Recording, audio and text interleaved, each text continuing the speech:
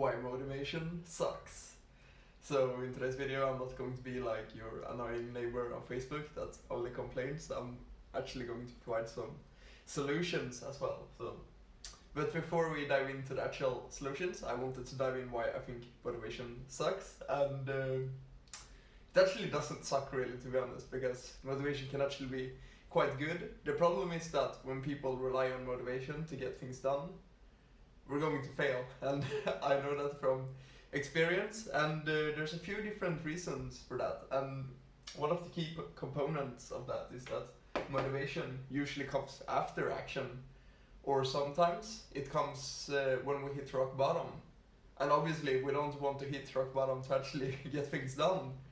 I mean, like, it's impressive when a person like me destroys their life, gets obese, gets video game addicted, and then comes back. I think that's cool, but what's even better if we can avoid that altogether and actually get the results without even letting that happen. So that is what I'll be getting into later, and also it's extremely unreliable. And like I said, we want to rely on systems and disciplines that are actually reliable and can get us the results even when we don't feel like it. And that's going to be easier for some people and it's going to be harder for others. But when we're looking at motivation, like I said, it comes and goes really, and it's usually when we're in the groove, like when we got momentum going. That's usually when we feel motivated, like, yeah, I've been tracking everything for a couple of weeks now, everything is going in the right direction, I feel more energetic, I feel more confident. That's usually when we're motivated. But on the days where we're waking up tired, where everything is anything but ideal, where we're having different challenges in our situations, that's when we're going to need motivation the most, but that's not when it's going to be there for us. So that's why we want to rely on systems and discipline.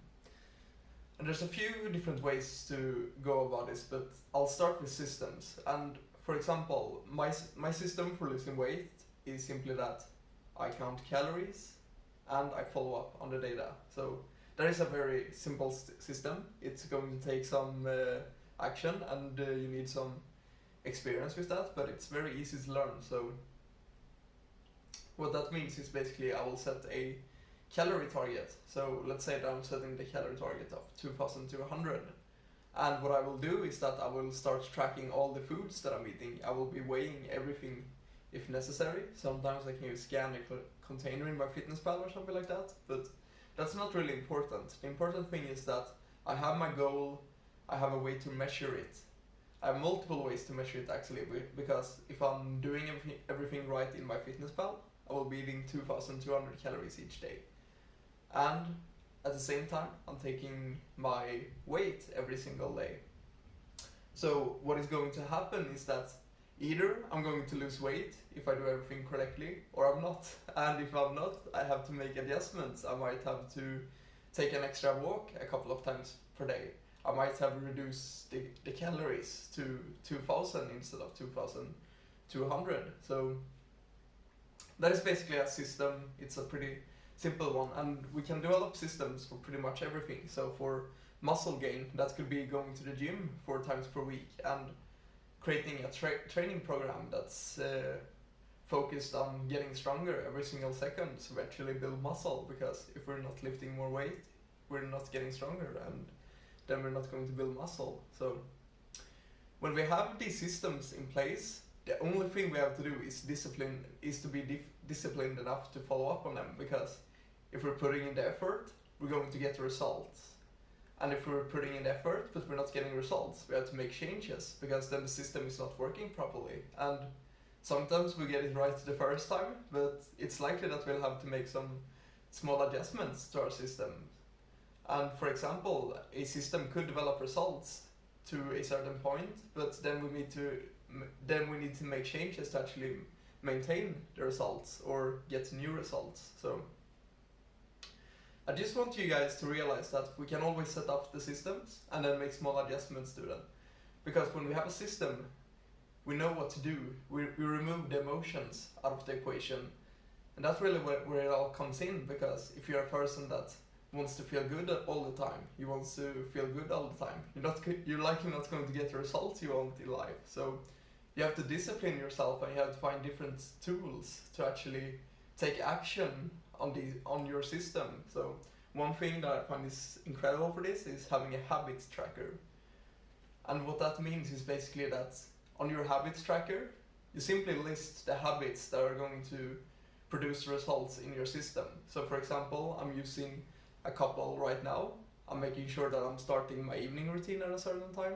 I'm making sure that I'm getting 8 hours of sleep. I'm making sure that I'm tracking my calories and hitting my protein target in my fitness pal.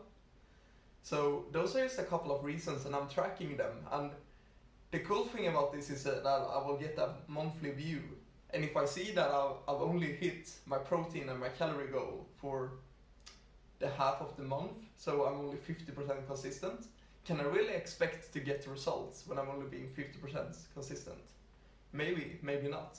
But that is a pretty terrible thing, and I would be pretty disappointed in myself if I only hit 50%, because I'm having pretty high expectations of myself. So I would expect myself to be in that 80 and 90 range, and that will get me results. And if it doesn't, I make adjustments to my system. So the key to actually getting things done, like you guys probably figured out by now, is developing systems and finding ways to actually track them and making it fun to do, actually, because that's going to be a pretty important one. And for me personally, I love data, I love tracking. So for me, it's very satisfying to actually check off my different tasks. And that also creates some dopamine inside me. So for example, if I do a training session, that's going to create dopamine, and I'm also going to be able to check that off in my habit tracker. So then I'm basically making the training session even more satisfying. And you know what's ironic about that? Now I'm starting to feel good, and I'm likely going to experience some motivation, and that motivation can create momentum. So the title is a little bit misleading, because I actually think motivation is a good thing, but the problem, like I said, with motivation is that it usually comes after action. And when we're taking action, when everything is going good, that's when it's very easy to maintain our changes. That's when it's very easy to maintain everything that we're doing in our systems. But we actually have to create the systems, and we actually have to be disciplined enough to take some action, because like you guys know, there's going to be times where you feel like you're taking action, but you don't feel like you're making progress. And when we're comparing ourselves in the short term, that's going to be a very common thing. So one thing that I recommend is just zone out a little bit. Okay, I made a lot of progress this year, maybe I shouldn't beat myself up because I can't notice any measurable progress in 1 week or a single few days, because that's how we fool ourselves sometimes, that we're getting overly focused in these last few days or these last few weeks, and that can actually derail our progress in the long run. So hope you guys enjoyed this, and take care.